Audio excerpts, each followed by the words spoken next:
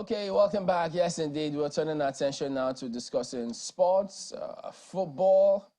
I know when they say it's the king of all sports, but people will argue which one gives individuals the most benefit in terms of getting your cardio, your physio, your calories. It depends on whichever one you choose. So, the Peterside joins us. You know him. He's a former Super Eagles goalkeeper. Good morning, and thank you for joining us on the program here today.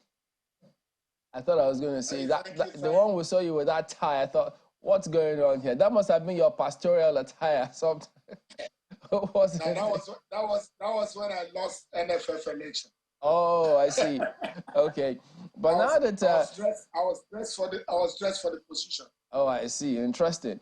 So talk to us about, yes, we'll review sports over the years, but most recently, this announcement by FIFA about the World Cup. Morocco, Africa gets some part of the chunk. So how significant do you think that is, though?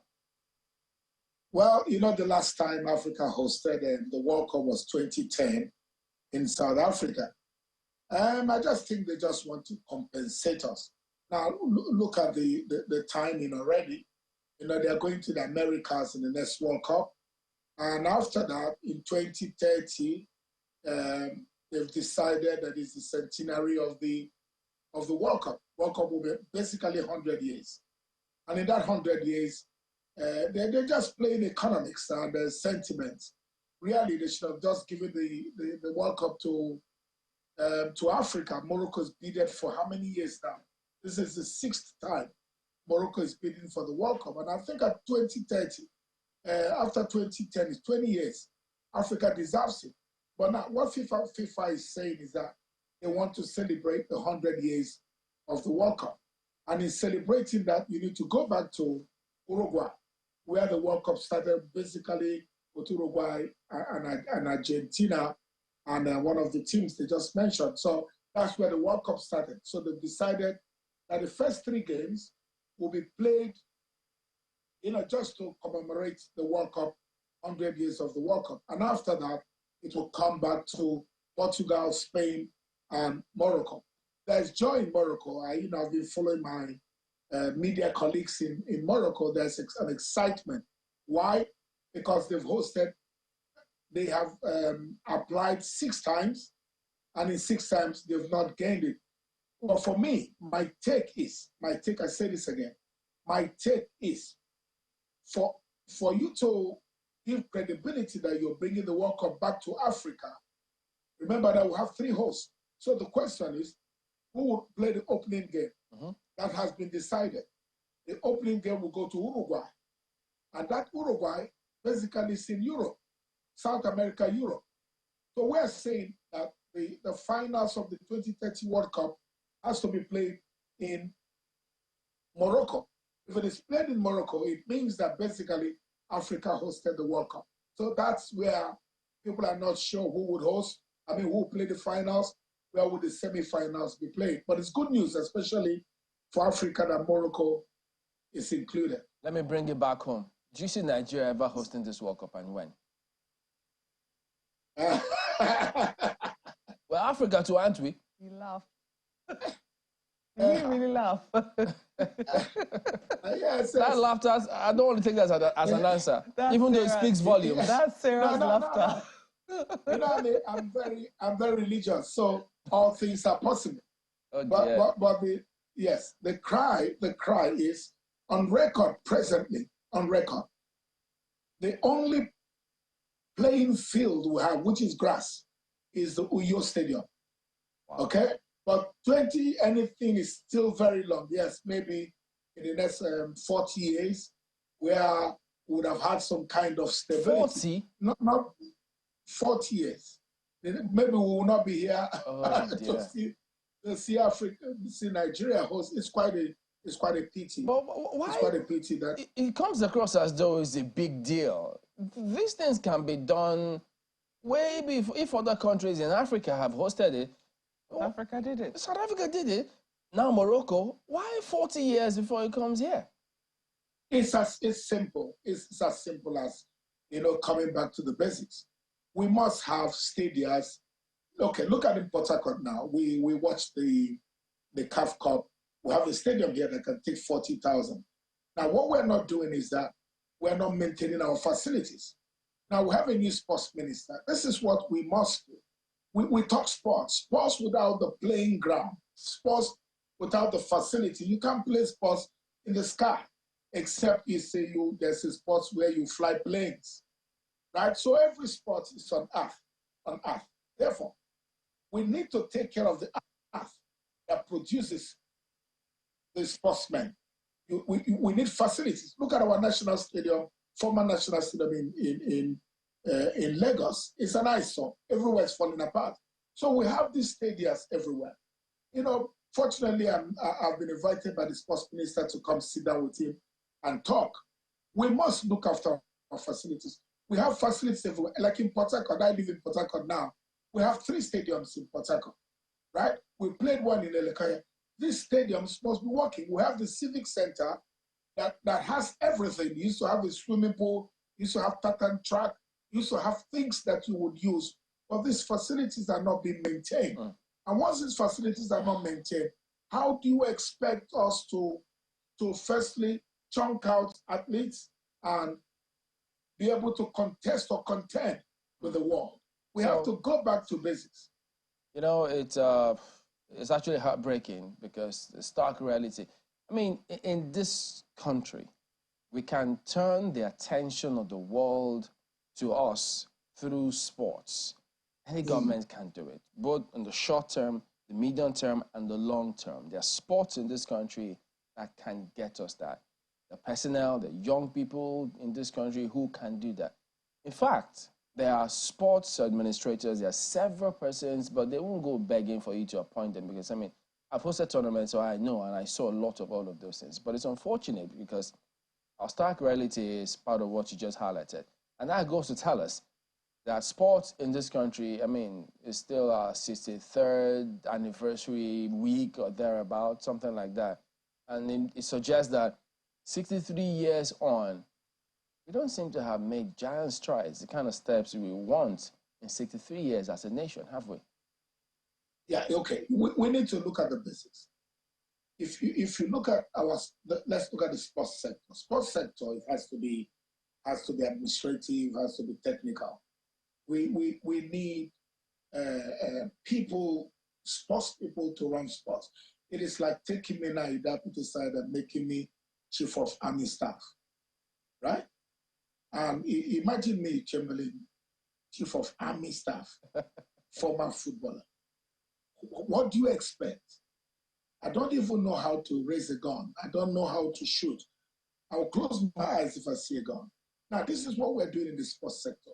In the sports sector, we are bringing people that know nothing about sports to run sports. Now, there's an administrative part and there's a technical part. Yes, you could bring experts that are technical to get involved, but you need to still know that there is what we call the spirit of the sports. The spirit of the sports can only be felt by the one that played the sports. Okay? I had an argument with my friend. That's a friend that I have. He loves Real Madrid. We are busy sitting down and enjoying ourselves. And he was talking football. So I said something. He said, no, I know this football too. I don't even know it more than you. I looked at him. I played for Nigeria. I played my life. I did 20 years playing professional football. And I looked at him as God would have it. The team was Real Madrid and Barcelona playing, and they went on break. When they went on break, I turned around and I asked him, what is happening in the dressing room? He didn't have an idea. He has watched football, he has analysis, he has computers, but the spirit of the sports. And he's a doctor. So we need to make sure some of us have played, some of us have served. It is important. It is absolutely important. We bring the spirit of the sports. And you have the technical people, maybe you have the politicians that are there. They give us the money, let's run the sports. We know the sports. We know the feeling. We can raise up people from the grassroots. We know how it is to run. So I think that's where we've missed it. When you look at the technical side, there's a technical side. And in that technical side, look, we're talking about stadiums now. A politician in his house does not understand that the field must be looked after. But a man that maybe played tennis or he played hockey, understands that it starts with the facility being right. And if these players have this is business, it is big business. Look at it in Europe. I went to England, and I went to the Old Trafford Stadium, even though I don't support Manchester, I support Arsenal. I went to the Old Trafford Stadium. Unbelievable. The structure there, it chunks out millions upon millions. You get in there, there are memorabilia, there are jerseys. It is the business side of it. So it is not just entertainment, it is business. We must understand, and the good thing about it is that most sportsmen of these days have gone to school. They're educated enough, and after the playing career, I went to school, so I have education. Well, perhaps the challenge, so you need Mr. to combine Peterside, this. That if you this can person hear running me. this thing is intelligent enough. We need to look down at look inwards and say, we can't change the system. We can't make money. We can take young men and young women out of the street and bring them back. You know, okay, I left, I've been outside the country for 27 years with all my head bubbling with ideas. You need to plug it somewhere. I must plug it somewhere. Perhaps the challenge so here, what do you do? Mr. Peterside, if you can sit hear down me. And join the system. Yes, In just one front of second. You see that the system is not working. Just a second, if you can hear me. Perhaps the challenge here is that of, and I go back to the issue of vision. I recall that, of course, you would remember the 1987 FIFA Under-17 World Cup, the first of its kind in the world at the time. Nigeria sent a contingent that had greenhorns. And that was, if not the first time, one of the few times Nigeria has won a global tournament of such magnitude. Came first in a world competition with home-made, home-baked, home-cooked players. Perhaps it's a challenge of vision. Do we really want to win the World Cup? The question that Chamberlain posted the other time, perhaps should answer the question, do we really have a plan from what you have seen over time to, one, develop our sports and to make any name for ourselves as a nation in sports? Do you see that kind of concerted plan anywhere since our history? You see what you just said. What you just said, there are two ways. Do we want to win the World Cup? And Chamberlain asked me, can we host the World Cup? These are two things. There are two things. I just watched the program yesterday where the minister from Saudi Arabia was talking. And see what he said. He said, we have applied to host the World Cup in 2034. 2034. That's about 9 years or 11 years or so from now. You see already what they're doing. They are beginning to buy international players to come and play in Saudi Arabia. They are not stupid. They are not crazy. What are they doing? They are building a foundation. They are saying in the next 5 years, in the next 4 years, a Ronaldo would have retired, a Neymar would have retired. These men will turn around to be our ambassadors, advertising Saudi Arabia because they've come and they've seen the system. So they are spending money, building their league, building from the foundation because they're already thinking of hosting. Who is thinking of 5 years from today? Who is thinking of 10 years from today? Again, I come from Port Harcourt. In 1988, I won gold in football for River State. But after that, every one of us that won that gold faded off, disappeared. No one is mentioning us. No one is remembering us. Instead, they look at you as an enemy. They look at you as a foreigner. And you follow what I'm saying? There has to be a coordinated, that's the word, a coordinated plan to say, what's our 10-year plan? One of the sports ministers that have done that is Derek. When Derek came, I had a meeting only once with Derek.